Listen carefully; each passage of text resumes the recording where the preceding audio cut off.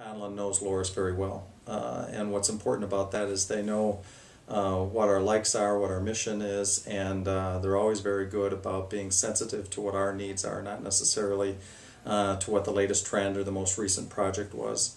When we work with Conlon, I find that we're listened to, and rather than getting a pitch on the front end, we're given an opportunity to make our pitch.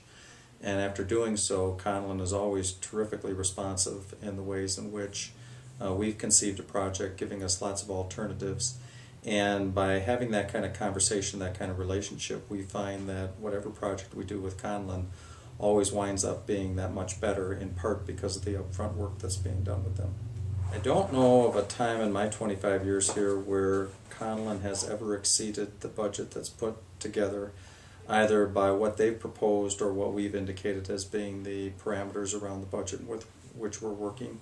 One of the things that's of intrigue in the last 5 projects that I've been directly involved with related to Conlon, no one of the projects has been the same. Each one of them has been slightly different, either because of management or because of excavation or some different element, and so the pricing structure and the costs are always very unique, to say nothing of the times. Whether it was a project that was done just after 9/11 where the economic and climate was much different, or whether the project was done in the early 90s where the climate was much different. But I found that each time a budget is put together, the equity and fairness that's provided within those provisions has been stellar.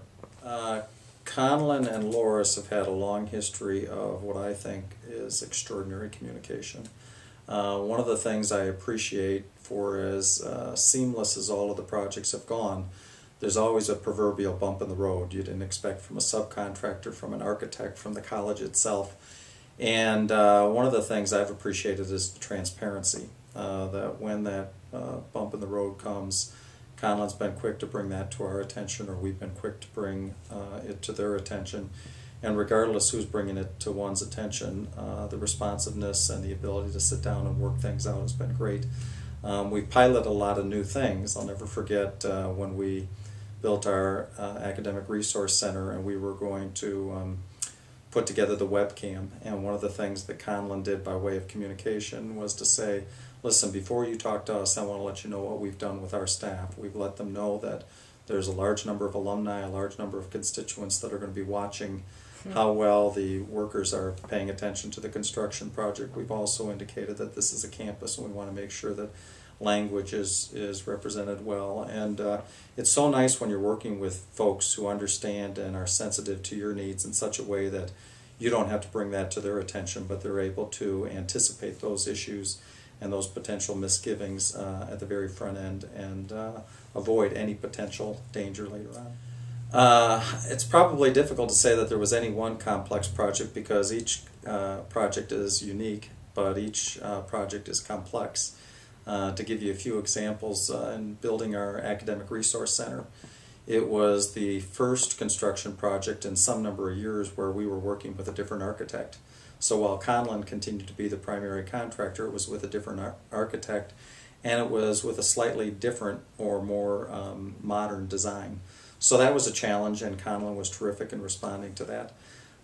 In renovating our Wallert Hall and in constructing our new apartment complex, Lynch and McCarthy, we were time constrained. We had little to no time for RFP. We were within a confined set of budget figures to work with, and particularly with the apartment complex, the project had to be completed before the students arrived. And in both set of circumstances, Conlon did a great job of anticipating and working with us very quickly and yet very efficiently. Our Athletic and Wellness Center complex was complex from the standpoint that we needed to stay nimble within a budget. We tried to anticipate some new management paradigms in working on the project, but this was also going to be our first project where we were constructing a bridge over a city-owned street in a topography that had lots of hills and was a challenge. So no matter which project you choose, there's different reasons to say that each were complex, and regardless of the complexity, Conlon rose to the occasion each time. I want to be clear, I've worked with Conlon for 25 years, but the college has worked with Conlon for almost a century. And there are signature features all throughout the campus that can be pointed to the Conlon legacy. And arguably, no matter whether it's a Loras alumnus coming back to campus or whether it's a new person visiting for the first time, one of the regularly referenced components is not just the friendliness of the campus, but the beauty of the campus.